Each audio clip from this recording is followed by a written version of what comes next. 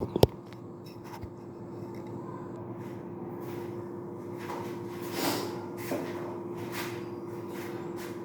guys, good morning. Today I will discuss about the process of urine formation. In the previous video, I have discussed about the structure of the nephron and different parts of the nephron. You know that nephron is the key unit, important structure and functional unit of the kidney, and the only function of the nephron is the filtered urea, that is nitrogenous waste material from the blood, and this nitrogenous waste material, mainly urea, is discharged out in the form of urine. So I will briefly explain the urine formation. The mechanism of urine formation takes place in the three stages: ultrafiltration, selective reabsorption, and tubular secretion. And now, one by one, I will discuss about each topic, each steps of the urine formation. Okay, the first one is the ultrafiltration. What is the ultrafiltration? That is the filtration of ultraparticles, ultra substances. That is those substances which are easily permeable through the membrane of the glomerulus. Okay, like that of glucose, amino acid, electrolyte, hormones, vitamin C, nitrogenous waste material, water. All these are the micro or ultra substances which are easily diffuses through the membrane of the glomerulus. Okay, so what is the ultrafiltration? You know that this is the very complicated and very crucial steps of the urine formation. So how ultrafiltration takes place? Here, look on the figure. The diameter of afferent arteriole is more than the efferent arteriole. Therefore, more blood enters into the glomerulus than get rid of. Okay? Due to differences in the diameter of these two arterioles, more blood enters into the glomerulus and less blood comes out from the glomerulus. As a result, a pressure is created, a blood pressure is created in the glomerulus, and this pressure is called glomerular pressure. So you can say that this glomerular pressure is responsible for the ultrafiltration. The glomerular filtration is about 70 or 75 millimeter Hg. Okay, and you know that the membrane of glomerulus, glomerular capillaries, and the membrane of the Bowman's capsule are so intimately connected with each other that form the semi-permeable membrane. And you know that a special podocyte cells are present in this site, in this membrane, and due to presence of podocyte cell, a micropore are created in the membrane of a specific size, and through these pores, certain materials, certain ultra substances, micro substances are filtered from the glomerular blood into the Bowman's capsule. Okay, so the filtered fluid from the glomerulus into the Bowman's capsule, this filtered fluid is called nephric filtrate or ultrafiltrate or glomerular filtrate. There are different names. And this filtering of the nephric filtrate from the glomerulus, this process is called the ultrafiltration. Here it is very interesting that the glomerular pressure is 70 millimeter Hg, and this pressure is created in the glomerulus, and the two other pressure oppose, विरोध करते हैं, oppose the glomerular pressure. That these two pressure oppose the ultrafiltration. What is this pressure? Osmotic pressure of plasma protein.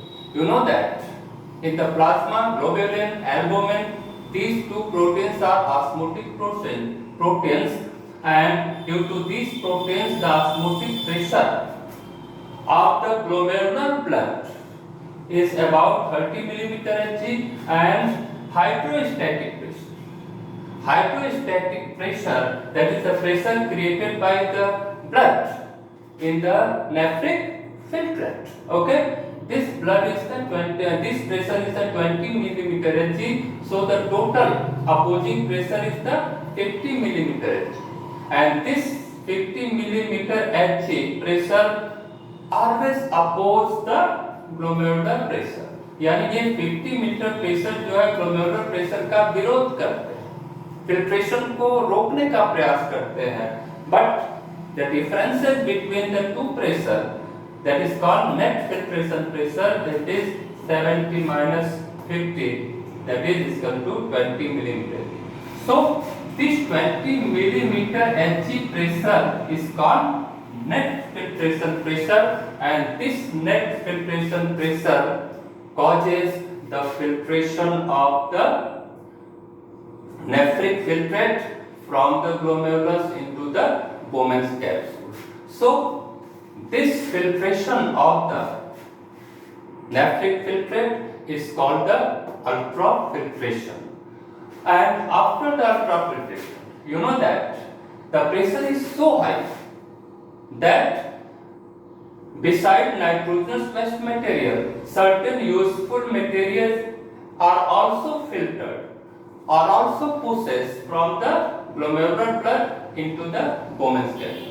चूंकि pressure इतना ज्यादा होता है glomerulus में blood का कि जो नाइट्रोजनस वेस्ट मटेरियल है जैसे यूरिया वगैरह है वो सब तो फिल्टर होके आ ही जाते हैं. कहाँ? बोमेन्स कैप्सूल में. कुछ यूजफुल मटेरियल भी छन करके आ जाते हैं, और ये यूजफुल मटेरियल क्या है? ग्लूकोज है, अमीनो एसिड है, वाटर है, इलेक्ट्रोलाइट्स है, सर्टेन हार्मोन्स होते हैं, विटामिन सी होती है, some drugs होते हैं. All these are also filtered in the nephric filtrate. Now the second step, selective reabsorption. Selective reabsorption is a very important for the healthy kidney, for the healthy nephron, because you know that in the nephric filtrate certain useful material are also present. So these useful material are selected from the nephric filtrate and returned back to the blood. You know that in the previous figure, the surrounding areas of the nephron is the vasa recti, that is the peritubular capillaries in which blood is flowing. So the useful material are selectively reabsorbed from the cells of the renal tubule, and these useful material are returned back to the blood. यानी nephric filtrate में जो useful चीजें हैं उनको return करके blood को दे दिया जाता है. So the selective reabsorption in different parts of the nephron is different.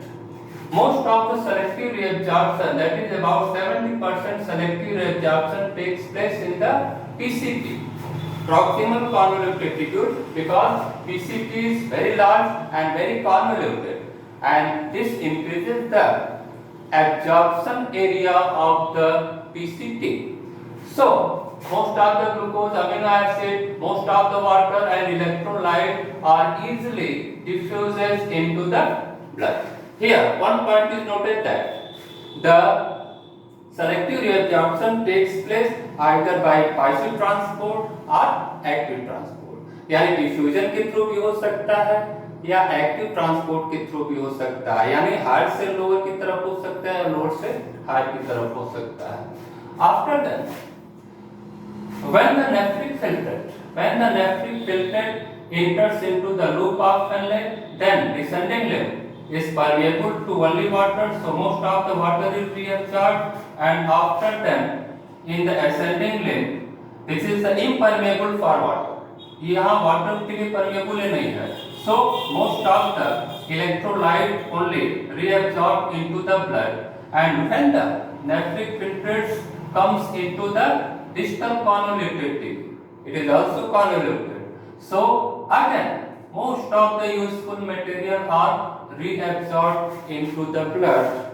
Okay, and then the nephric filtrate enters into the collecting duct, and in the collecting duct, certain substances also reabsorbed like water, electrolyte, and in this way, finally, only urine is collected in the collecting tubule, and all the useful material are reabsorbed and returned to the blood. So this is called the selective reabsorption, and it's a very important step of the urine formation. And third one is the tubular secretion. This is the very simple process. Tubular means that is the renal tubule, nephron. That is the nephron is permeable for certain urea, calcium and other nitrogenous waste material. यानी blood में अगर कोई urea वगैरह, calcium वगैरह या कोई ऐसी nitrogenous waste materials है तो वो सेक्रेट होकर के आ जाती है नेफ्रिक फिल्ट्रेट। ये प्रोसेस हर जगह होती है, जैसे यहाँ कभी यूरिया है तो ये सेक्रेट हो जाएगी। तो this is the simple diffusion process. Okay, so in this way only urine is formed, only urine is remain in the collecting duct, and this urine comes into the duct of Bellii, and after then it is discharged into the renal pelvis, and from the renal pelvis the urine is carried by the ureter into the urinary bladder and discharged out through the urethra. So in this way the urine formation takes place by the three steps: ultrafiltration, selective reabsorption, tubular secretion. एक बार और बता दे रहे हैं, blood ज्यादा आता है कम निकलता है, जिससे यहाँ ब्लड का प्रेशर बढ़ता है, जिसको ग्लोमेरुलर प्रेशर कहते हैं, जो 70 मिलीमीटर Hg होता है। इस प्रेशर के कारण, हालांकि इस प्रेशर को दो और प्रेशर विरोध करते हैं, अपोज करते हैं, लेकिन इसके बावजूद ग्लोमेरुलर प्रेशर लगभग इतना ज्यादा होता है, जिसको नेट फिल्ट्रेशन प्रेशर कहते हैं, जिसके वजह से बहुत सारी चीजें छट करके आ जाती हैं वोमेन्स कैप्सूल में, जिसको कहते हैं, इस छने हुए भाग को कहते हैं नेफ्रिक फिल्ट्रेट या अल्ट्राफिल्ट्रेट या ग्लोमेरुलर फिल्ट्रेट। अब नेफ्रिक फिल्ट्रेट पूरा जो है घूमता रहता है पूरे नेफ्रॉन, और यहाँ पर जो यूजफुल मटेरियल है उनको रीअब्सॉर्ब करके ब्लड को दे दिया जाता है, जिसको कहते हैं सेलेक्टिव रीअब्सॉर्प्शन। सबसे ज्यादा सेलेक्टिव रीअब्सॉर्प्शन पीसीटी में होता है, उसके बाद डीसीटी में होता है, और थोड़ा बहुत डिसेंडिंग और असेंडिंग लिम्ब में होता है, और लास्ट में ट्यूबुलर सेक्रेशन। यानी हमेशा ऐसा होता रहता है कि अगर ब्लड में कुछ नाइट्रोजनस वेस्ट मटेरियल है तो वो इजीली डिफ्यूज हो जाते हैं नेफ्रिक फिल्ट्रेट में, और इस तरह से कलेक्टिंग डक्ट तक आते आते नेफ्रिक फिल्ट्रेट कन्वर्ट हो जाता है यूरिन में, और इस यूरिन को रीनल पेल्विस में स्टोर कर लिया जाता है और मूत्रवाहिनी यूरेटर के द्वारा उसको बाहर कर दिया जाता है। तो इस तरह से ये पूरी प्रोसेस जो है यूरिन फॉर्मेशन की होती है। Okay, thank you.